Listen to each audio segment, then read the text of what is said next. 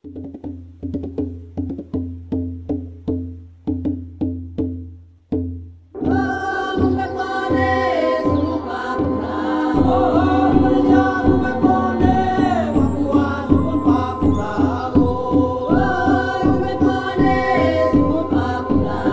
di negara Indonesia sendiri itu kan kebanyakan teman-teman atau umumnya itu biasa bilang bahwa Papua itu salah satu pulau terbesar yang kaya kan kekayaan alamnya begitu. Jadi sampai satwa kekayaan yang di sini kan unik, tingkat endemisitas yang tinggi dari semua fauna dan flora itu membuat Papua ini luar biasa begitu. Dan saya dari kecil lahir di sini, saya sadar bahwa kami punya satwa di sini beda jauh begitu. Kita rata-rata burung saja hampir 700 spesies yang ada di Papua.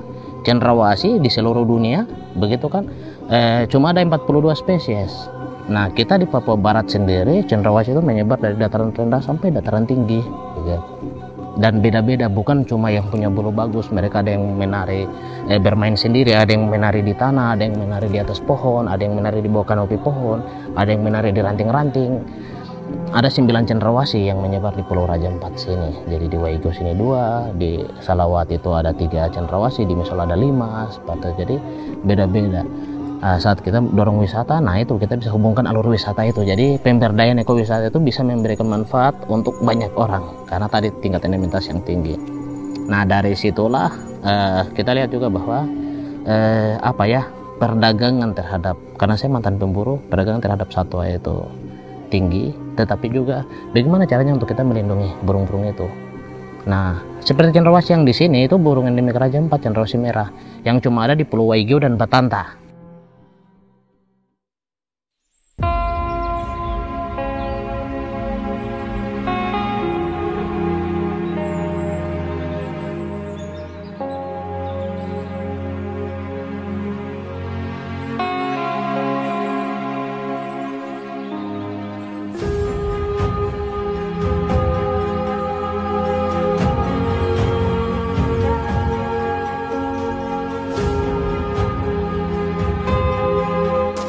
Jadi nama saya, nama lengkap itu Maurits Christian Caviar, tapi saya biasa teman-teman kenal nama keren itu Rich. Nah saya jadi pemburu itu sebenarnya sih lama ya, karena lahir besar di Wamena. Dari kecil memang kita di sana karena tiap hari itu sekolah pulang terus ambil katapel atau ambil panah, kita masuk hutan untuk cari satwa, cari burung. Di atas tahun 2000 itu kita sudah mulai berburu modern, jadi tembak dengan panah capek. Terus saya juga sudah keluar dari kota Wamena ke Jayapura, ke lebih ibu kota, makanya saya beli senapan. Berburunya dulu pakai senapan, jadi langsung kita kuliti burung di situ. Dulu kita main begitu karena memang tidak tahu kalau satwa itu dilindungi. Kita tahu saja bahwa ini satwa unik dan kita bisa dapat uang dari situ. Kalau saya cendrawasih saya tidak bisa hitung, tapi kalau untuk yang di Raja Ampat sendiri saya masih ingat. Itu ada, karena saya selalu tembak untuk jadi souvenir. Jadi di Raja Ampat sendiri di atas 10 ekoran mungkin, karena itu saya dulu hanya untuk souvenir. Tapi kalau burung lainnya itu untuk konsumsi, jadi itu buru terus.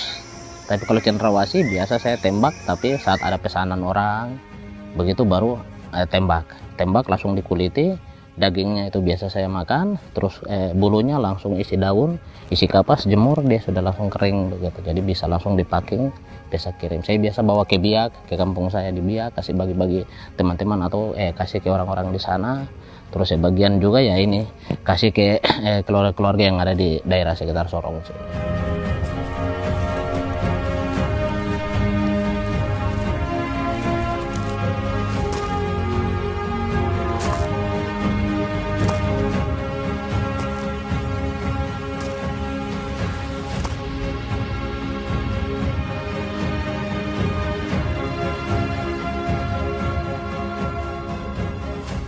Saya Hendra Alfian, asal dari Sulawesi Tengah, Kabupaten Banggai. Saya di Warkesi, KTH Warkesi, sebagai ketua KTH Warkesi ya, sudah 4 tahun. Kalau saya mulai berburu 2015 ya, 15 itu sudah tinggi. Kalau saya sudah Karena sudah banyak itu burung-burung yang ditangkap itu jenis paruh bengkok, cendrawasih itu. Terus awal-awalnya sih cuman 1, 2, tapi pesanan begitu banyak, ya banyak yang diburu. Kalau misalnya saya sudah biasa jual di sini misalnya, ini kamu cari mungkin 20 ekor, saya ke kampung, kamu tangkap 20 ekor, nanti saya bayar begini. Jadi kan lebih banyak pemburunya. Jadi ini hanya saya bawa misalnya 1, dan pesanannya bilang, tolong tangkap 10 lagi ya. Saya sampai kampung, teman-teman kita cari 10 ekor lagi. Begitu, jadi makin hari makin banyak.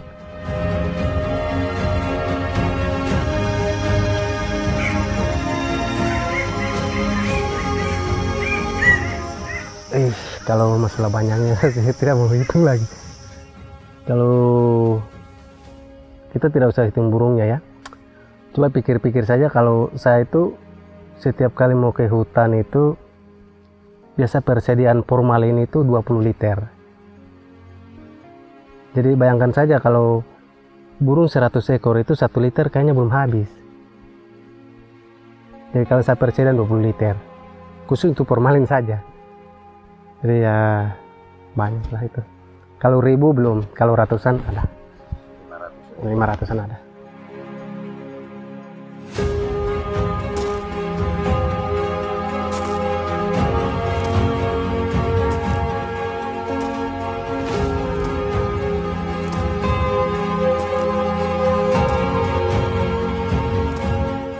Kalau berburu, maksudnya berburu cendrawasih, kalau berburu untuk makan itu memang binatang-binatang sedikit besar ya.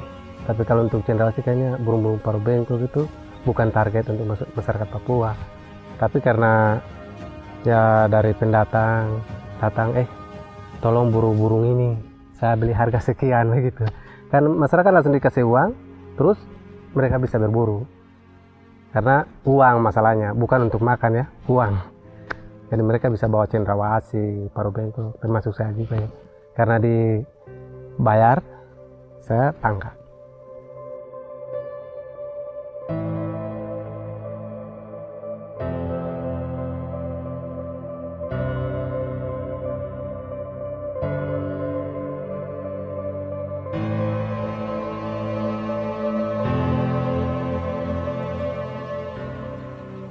...2008 itulah saya mulai berhenti berburu.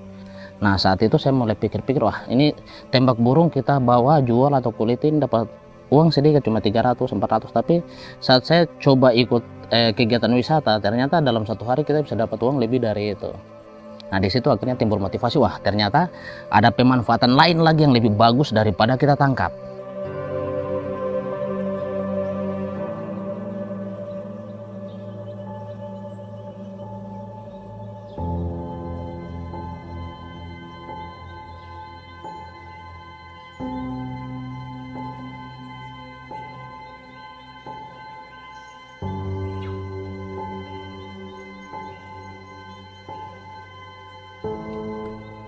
Kesan pemburu itu saya pernah dapat burung, terus bapak mantu saya bilang begini, lepas.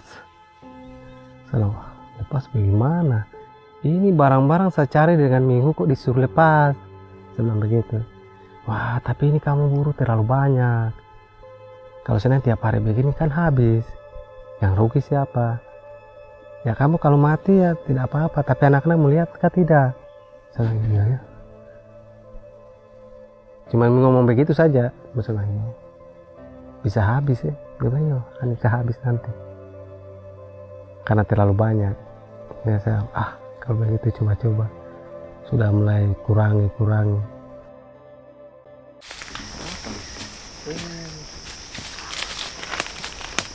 Pade. Saya jalan dari sana, jalan cari-cari spot burung sana. Baru kamu kan?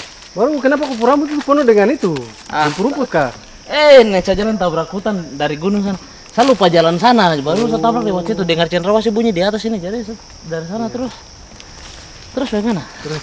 Aman-aman saya mau cek ini cendrawasih orang di sini. Oh, iya saya juga jalan cari spot di sana karena berapa waktu tadi dengar-dengar burung spot burung baru di sebelah gunung itu. Saya ini cek-cek ini cendrawasih. Besok ada tamu jadi. Udah main kah tidak ini? Kacau kusuk kaya sekali. Wih, makmur. Pejabat ini pakai baju kementerian lagi. Terus saya ini masih begini. Oh, aman. Terus bagaimana? Ya. Baru mau cek burung dulu atau langsung? Saya sudah selesai cek, sudah, jadi ya. Tondua turun ke bawah saja. Iya sudah, kalau mau. Saya juga. Lapar jadi lebih Tondua jalan pulang-pulang. Sudah, Soalnya ini banyak tata, aduh pati. Terus tidak berburu? Saya masuk keliling di pulau-pulau di Waigeo Barat ini, di hutan-hutan, gunung-gunung. Ternyata di daerah ini tuh penyebaran terbesar cendrawasih. Nah di situ akhirnya saya bilang, wah ini kalau kita tidak selamatkan wilayah ini akan punah. Dan di sini ancaman tinggi karena ada perencana bandara, rencana perkotaan, begitu. Ini semua daerah pusat kota. Akhirnya waktu itu muncul ide, bagaimana kita bisa mempertahankan ini. Nah disitulah mulai kenal Alfian. Kalau Kak Tiar ini awalnya sih orangnya sudah masuk di dunia konservasi ya. Terus dia jalan-jalan, teman ini ya Maurit ini juga kan salah satu toko yang biasa jalan. Terus lihat begini, oh ini tidak bisa. Ini kita harus bikin ini. Memang sempat Maurit juga bilang, kalau bikin cendrawasih itu, kalau ada cendrawasih itu bikin, nanti saya bawa tamu ke situ. Sedangnya cuma saya cek, oh ini ternyata mereka bikin spotnya di bawah saja. Nah sudah saya bikin yang begini, bikin kayu tinggi ke atas. Maurit datang, baru saya tanya, bro bagaimana? Ini bagus tidak? Langsung dia bilang, kayaknya ini yang paling bagus dan yang bagus ini sudah kau bikin. Saya bilang, oke kalau begitu buat tamu. Baru ini, burung apa waktu itu Pak Jago ini? Saya tembak di atas itu. Cendrawasih? Cendrawasih, satu ekor situ. Iya, ini akan jatuh ke bawah. tadi dengar di sana kemari padahal saya dapat spot di sini. Ternyata. Tapi sekarang tidak bisa tembak lagi, bro. Saat tadi lah burung banyak sana langsung saya ingat dulu ya. Aduh ini kalau tembak lagi nih cuma itu. Kita punya motivasi uang. Dulu saya begitu kan, motivasinya yang penting saya bisa jual dapat uang. Jadi begitu saja. Jadi saat saya tahu bahwa saya seperti ini, saya ajak teman-teman juga kan seperti saya. Jadi saat itu saya masuk bina yang di sebelah, yang keluarga Mangga Pro. Nah Alfian dengan Edwin mulai buka spot di sini. Nah saat mulai buka spot di sini sudah kita mulai jalan sana. Saya lihat ternyata di sini ada, di sini juga ada begitu. Mari sudah mulai kumpul, kawan, mari. Kita orang mulai sudah kasih tinggal sensor sudah. Saya punya tamu banyak juga ini. Teman-teman dari ini juga banyak, mari nanti kita berusaha support semua wisatawan ke sana. Pokoknya kamu kelola begitu. Akhirnya kita waktu itu duduk berembuk semua sepakat. Jadi saya tidak bicara bahwa kok harus berhenti apa tidak. Dengan cara itu kita akan jadi musuh. Jadi tidak bicara konservasi, tidak bicara tentang perlindungan atau larang-larang itu tidak. Dengan metode saya tidak pakai cara itu. Saya hanya tawarkan saja, kalian mau yang instan, ini yang instan. Pilihan kalian pilih sendiri, tapi ya itu yang akhirnya sekarang dapat banyak teman-teman, dapat kampung-kampung di mana. Sebenarnya kalau masalah berburu itu kan dulu kan itu mungkin faktor dari ekonomi mungkin ya. Tapi memang dulu itu tidak ada insight seperti macam insight konservasi. Orang datang itu ini uang bawa burung. Kalau sekarang kan tidak, mereka sudah itu jangan diburu, tapi dipelihara, dijaga, terus nanti bule-bule bisa datang foto, kamu dapat uang begitu. Ya, coba-cobalah saya bilang, ini bagus ya. Terus bikin, ini pas mau bikin ini sengaja waktu itu saya tebang pohon di bawah ya, ada kayu itu tebang, terus tebangnya gini kerja, terus pas sore ini kayu, kok cendrawasih di atas ini ribut begitu terus tuh. Semakin kok bunyi sensor, burungnya juga tambah ribut. Saya naik ke sini lihat, kok burung ini banyak ya. Mungkin ini yang biasa bule-bule mereka foto yang begini ya.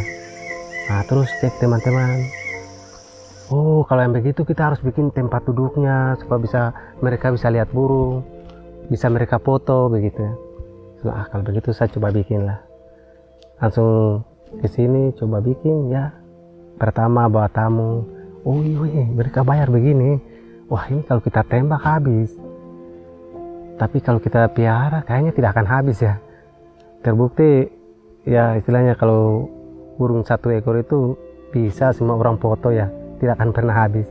Tapi kalau dulu saya tembak ya satu ekor satu orang yang miliki lah. Tapi kalau untuk sekarang itu 1 ekor milik semua orang di dunia bisa lihat terus gitu. Jadi baru ini waktu itu minggu lalu kan kita jalan kemarin masih ini. Masih apa? Belum ada tangga. Ya. Kami yang bikin? Ya, bikin kemarin tuh karena tamu-tamu sudah mulai banyak ini.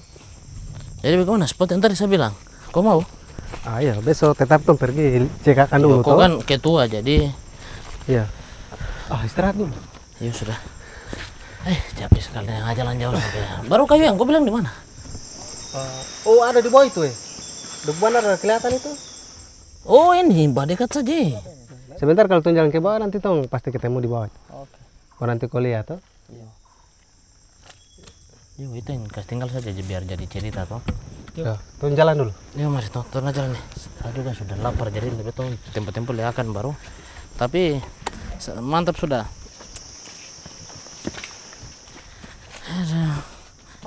Ini pohonnya ada nih toh. Iya. Besar juga ya Bu Haji. Nah ini kayunya ini. Oh ini. Dia masih bagus ini. Lumayan lah. Kayunya bagus ya. Tapi ini kan kulit luar saja toh. Ya. Dalam ini apa nih yang isinya. Kau tahu kayu ini kenapa saya tidak bisa kerjakan? Kenapa? Padahal masih bagus sih, masih bisa potong berapa dapat 2 kubik apa ini bikin rumah. Ini kayu ini sejarah. Saya tebang kayu ini baru saya bikin spot di atas. Oh yang itu? Ya. Yang pas itu dengan masuk di originnya sebelah ya, baru. Karena kayu ini yang saya tebang terus saya dengar burung suara-suara di atas itu saya naik dapat spot di atas. Jadi kayu ini sejarah kayu ini. Karena saya tebang kayu ini yang saya dapat burung di atas. Jadi ini kan kalau tamu-tamu kalau datang kebanyakan tanya ini kayu ini saja. Mulai itu kayu apa? Kenapa ditebang? Banyak sekali yang komplain kenapa tidak kasih habis begitu. Selalu jangan. Itu sejarah begitu. Betul, itu ini cerita menarik. Memang banyak yang tidak suka kalau lihat tiba-tiba ada batang kayu yang tebang ada tinggal pinggir jalan, tapi sebenarnya ya poin yang lain itu ini kita harus mampu kasih tahu bahwa dulunya kita seperti ini, tapi sekarang kita sudah berubah aja. Ya sudah, saya lapar, turun jalan pulang sudah. Jangan lupa besok sudah. Tong ke ini rumahnya saya singgah kah? Ada ini tuh, ada teh kopi. Oh, jelas ada lah. Oh ya sudah. Tong ke rumah sudah.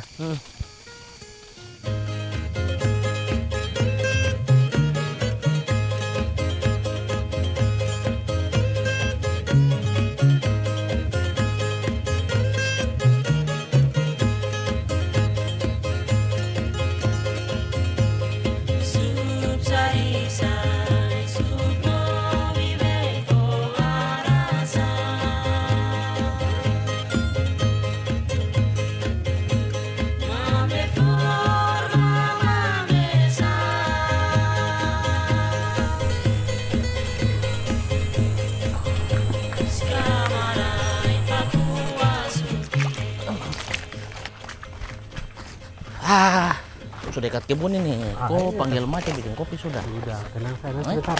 Dekat-dekat rumah saja, Bapak langsung langsung kopi jalan. Jalan ada aja. Ini kah? Iya. Tapu kebun pisang ini sudah. Kebun ini sampai lumut sampai. Jangan. Apa ini pakis banyak sampai. Ini semak-semak sampai sungai tinggi-tinggi baru. Pisang-pisang juga tidak diurus. Kamu sudah makan pisang ini? Ini kasih makan burung lagi. Burung kan kabar itu. Sekarang wisata sudah masuk jadi pisang untuk burung saja, kasih makan burung, jinak-jinak. baru burung jinak uang datang. Memang pacarku politik juga kencang nih. Harusnya daripada cari capek-capek di hutan. Udah, tembok ke sebelah sudah. Iya, rumah sudah dekat sana aja. Saya juga sudah lapar aja deh. Ini kalau namanya berang ke sebelah langsung rumah sudah. Itu rumah sudah ada sana itu? Iya, ke sebelah saya baru karya ke atas. Lewat sana? Ya. Ada batu nih.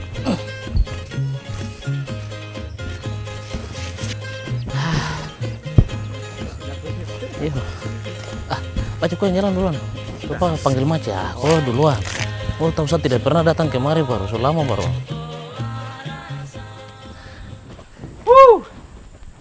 Mace. Kulihat siapa yang datang ini?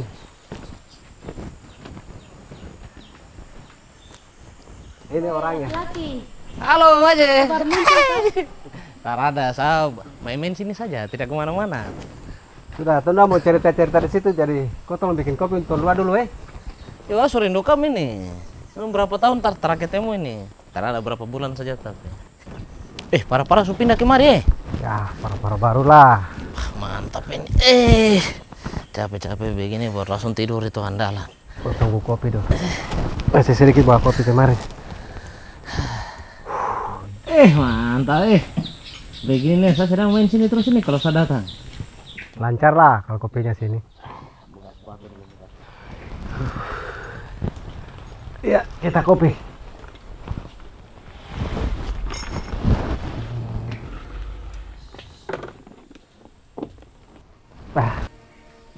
Kamu sudah masuk keluar, saya bilang Pace kau lagi lihat tempat burung yang bermain tuh, sepotong lagi bisa kelola lagi. Nah waktu itu dia ada sensor sama kakak saya di atas sana, terus don sensor stop, terus burung ini rame terus, burung cendrawasih. Pace ke atas lihat begini rame, sudah pulang dia cerita. Terus dia survei sama adik saya yang biasa antar-antar tamu tuh. Ke atas dia begini, ini aset. Dia bilang ini aset bagus ini, kita kelola. Dari situ kita mulai kelola. Harapannya ke depan supaya anak-anak kita sekolah itu tidak susah. Uang itu sendiri datang dan tidak perlu cari lagi. Tamu itu datang terus. Kalau tuh tidak tangkap burung, tidak tebang pohon, itu burung tuh dia ada terus.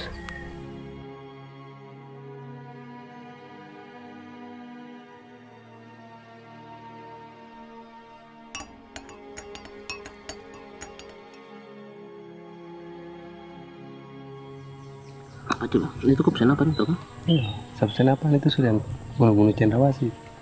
Dari hasilnya itu bagaimana? Ya, kalau senapan itu, penghasilan itu kota 1 bulan itu bisa sampai 10 juta itu. Ya, tapi dengan wisata sekarang? Kalau wisata beda lah. Kalau ini 1 bulan, kalau wisata itu 1 hari. 1 hari dapat begitu. Keren. Tapi sudah gantung itu ya, saudara pakai lagi. Itu cuman jadi apa ini? Fosil kayak ini. Prasasti. Aku dikubur saja. Nah, tidak boleh. Baru yang itu apa? Itu kandang ayam, tapi itu kan kalau besi itu, itu dulu saya pakai simpan burung Yakob sudah. Yakob. Tapi kenapa tidak bongkar? Saya taruh ayam itu. Sekarang piara ayam. Saya itu heran pemburu jadi biasa atau biasa itu. Jadi peternak. Aduh, tadi kopi semua habis. Bikin lagi tau? Aman, sampai saja.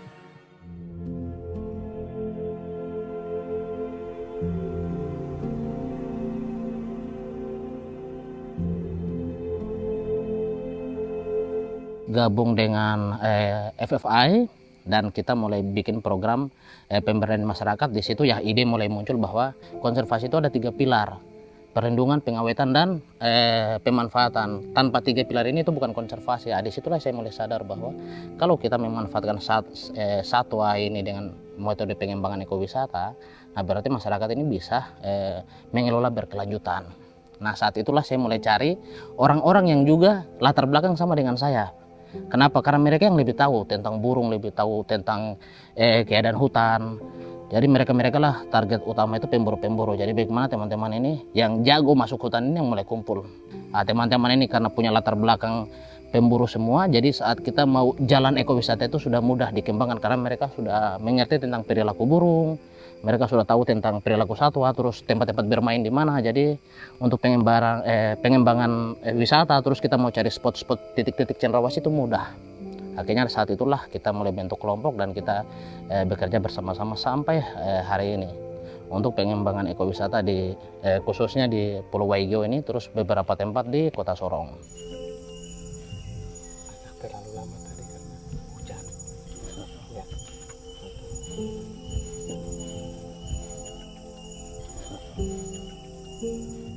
tamu saat datang terus nonton burung keluar langsung tamu kasih cash di dia punya tangan. Jadi saya bilang tamu biasa untuk masuk situ lihat burung bayar 100.000 per kepala. Jadi kalau tamu dari luar untuk pengamatan di situ masuk di spot, kalau itu 6 orang dia dapat 600.000 hanya sekali masuk lihat.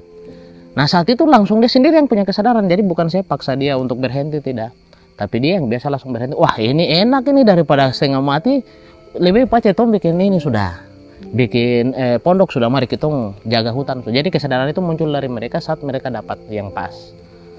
Kalau sekarang bisa tamunya bisa sampai 20-an sampai 40-an orang itu dalam satu pagi. Jadi kalau tamu misalnya bayar 300, satu tamu 2 spot bayarnya 600 ya. Itu kemarin 17 orang sudah 10.200.000 dari jam 4 subuh sampai jam 8. Penghasilan 10.200.000 sehari. Belum guide. Guide mereka bayar sendiri. Itu cuma spot sama burungnya saja.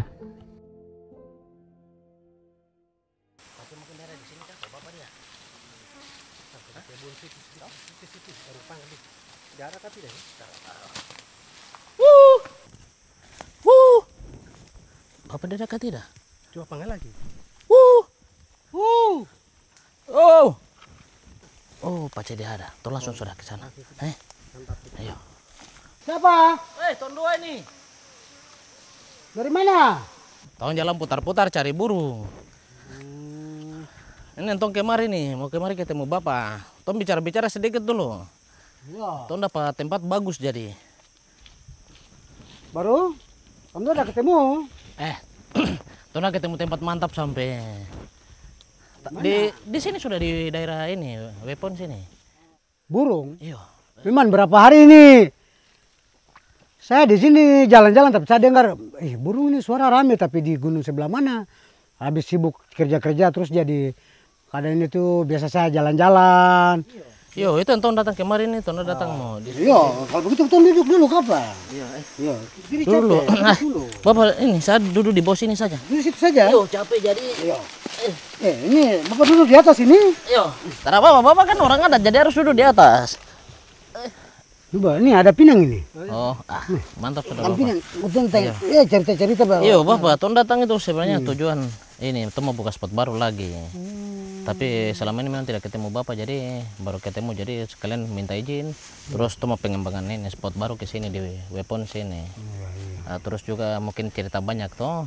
Ya. Kadang tamu-tamu masuk itu orang tanya filosofi di sini apa, kenapa masyarakat hutan masih dekat kota seperti itu. Jadi kebetulan dekat Bapak nih atau mau sambil cerita-cerita biar Bapak juga kasih pandangan tentang persepsi masyarakat adat di sini seperti apa. Terus Cendrawasih itu apakah dia ada punya hubungan sejarah dengan suku di sini kah? Nah itu. Yo, jadi anak dua. Ini hutan ini masih dekat. Bukan baru sekarang baru begini, tidak, dari dulu sudah. Dari dulu tuh orang tua jaga hutan ini. Jadi hutan ini dia anggap macam itu dong mama. Nah, nanti di laut itu macam bapak, jadi orang tua bilang jangan mencari terlalu ke laut, jangan terlalu ke darat terus. Jadi ya, jadi bisa musim untuk ke laut, bisa musim untuk di hutan, bikin kebun. Tapi tidak boleh tebang semua. Kalau ini tentang Cendrawasih, kalau di sini kan Cendrawasih endemik warna merah. Kalau di Papua itu warna kuning. Iya. Nah, di sini dari adat sendiri adakah tidak Bapak cerita tentang hubungan antara Cendrawasih bagaimana di sini, penghormatan masyarakat adat atau bagaimana? Cendrawasih ini itu burung yang orang bilang macam dia antik. Jadi burung Cendrawasih itu doang anggap dia tuh macam burung macam emas begitu. Jadi ya di sisi adat itu burung itu dianggap macam raja begitu. Raja. Ya. Burung itu paling susah sekali untuk orang mau tangkap dia. Pintar Dia paling pintar sekali kalau lihat buah rame, buah apa banyak, dia punya makanan, dia bermain sampai. Kalau di sini dulu masyarakat biasa buru kah tidak? Atau karena tidak pernah? Memang dari dulu sudah. Sekarang ini memang orang tidak bisa tangkap burung itu. Dari dulu sudah orang tidak bisa tangkap. Oh, jadi yang tangkap itu orang-orang yang baru Ya, datang. biasa kalau orang yang tangkap burung itu biasa pengaruh dari luar. Orang luar yang datang kemari kasih pengaruh masyarakat untuk don tangkap burung. Kalau orang-orang di sini, burung-burung itu sampai makan di pinggir-pinggir jalan. Apalagi macam burung kakatua putih itu. Dia kalau makan itu makan sampai kakatua putih, burung alok, kakatua raja. Kalau musim ketapan itu kita jalan di bawah pantai itu. Ya, begitu sudah. Jadi dia tidak bisa sembarang tangkap burung. Iya Bapak, sekalian kita mau minta izin juga. Tondo mau rencana mau buka spot baru supaya kelompok KTH yang nanti dorang bantu jaga hutan itu dorang bisa juga akses kemari nanti. Jadi pengembangan wisata bukan cuma di Warkesi, tapi nanti ke depan kita orang mau ini kembangkan ke Wepon. Makanya ini Tondo jalan survei hosa-hosa ini pas ini kayaknya ada Bapak di kebun, jadi sudah tong kemari ketemu supaya minta izin. Tuh mau buka spot baru di atas itu. Aduh, terima kasih untuk anak Dundua lagi. Kalau anak Dundua maksudnya kalau di Warkesi rasa sudah bisa ya, mungkin naik kemari di Wepon sini kah, di Webat, lihat mungkin di mana yang bagus. Anak dia yang tahu jadi. Nah, supaya bisa ajar kita orang lagi. Anak-anak ini supaya dia bisa tahu bikin spot itu bagaimana, nonton burung dekat. Ini selama ini kan tuh cuma jalan di bawah pohon baru tuh, oh ada cendrawasih di atas. Ada suara cendrawasih itu. Nah itu sudah. Iya, betul. Biasa di sekitar ini tuh dia rame. Rame. Iya rame. Di sini di sebelah darat situ. Ya, berarti bagus sudah Bapak. Cuma kita ini tidak tahu itu dia main di pohon mana. Kita cuma dengar dia suara saja. Tapi anak dong yang tahu, jadi anak dong lihat pohon mana yang bisa. Ya bikin. Adat tetap jaga. Ya siap. Karena adat jaga hutan ini dari dulu sudah. Aduh terima kasih lagi untuk anak Dundua. Anak Dundua bisa datang untuk bisa ajar kita orang untuk bisa tahu bikin yang dong bilang spot burung kah itu. Supaya kita dukung perlindungan itu dengan kegiatan ekowisata saja, jasa lingkungan, supaya ajak keluarga supaya jangan tebang-tebang juga toh. Seperti itu bisa ya? Bisa. Berarti mantap sudah. Yang penting anak dong maksud itu kalau mau jalan-jalan saja. Adat kita tetap siap. Siap-siap. Nah, adat tetap jaga di belakang. Tidak ada yang bisa datang kemari. Kalau memang anak dong maksud bagus begitu, adat tetap siap jaga, dia backup. Oke, yuk mungkin begitu saja Kapa Begitu saja Kapa. Tong minta izin dulu Bapak karena sudah sore. Ya. Nanti Tonda mau naik ke atas lagi. Oh, tar apa jalan saja. Pokoknya jalan saja. Ayo. Oke sudah kalau begitu. Begitu. Ya. Yo Bapak, Ya. saya bawa pidang satu buah ini. Ya, terbapak Baru sudah. Tonda jalan ke sana lagi. Terbawa lagi makan. Terada nanti saja. Oh, Aman. sudah. Nah, kalau begitu Oke Bapak, terima kasih. Oh, jalan bye-bye. Iya, aman sudah Bapak. Terima kasih. Tom permisi lewat sini Bapak sudah, untuk naik ke atas. Ya sudah, terbapak. Ya, ya.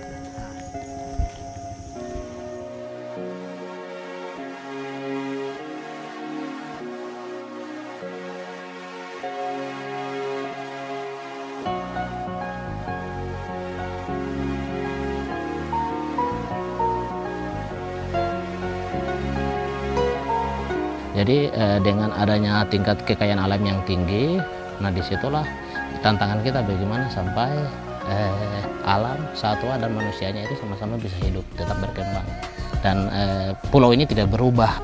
Nah dengan itu akhirnya saya berpikir bahwa wisata yang paling terbaik. Karena apa?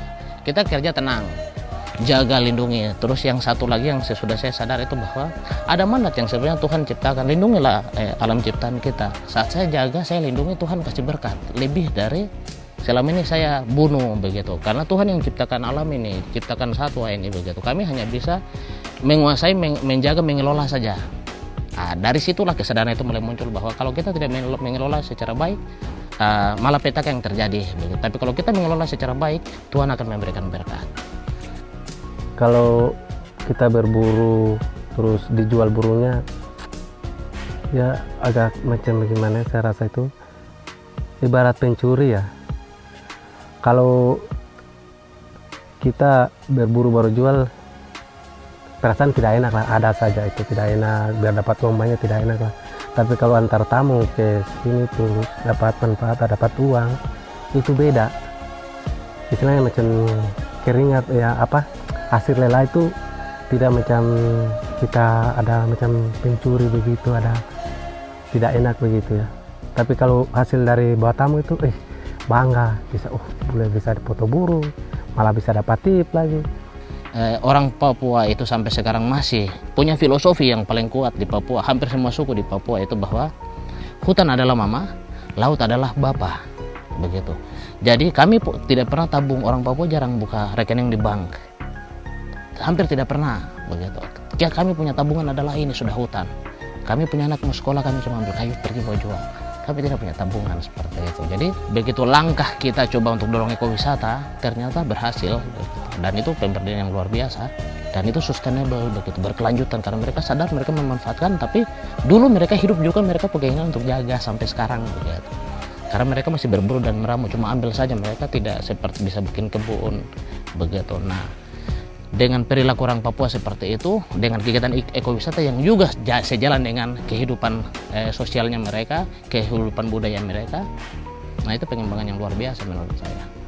Harapan saya itu teman-teman yang asli itu sebenarnya yang harus menjaga, karena ini bukan milik siapa-siapa, ini milik kita semua, tapi mereka yang punya hak untuk menjaga lah.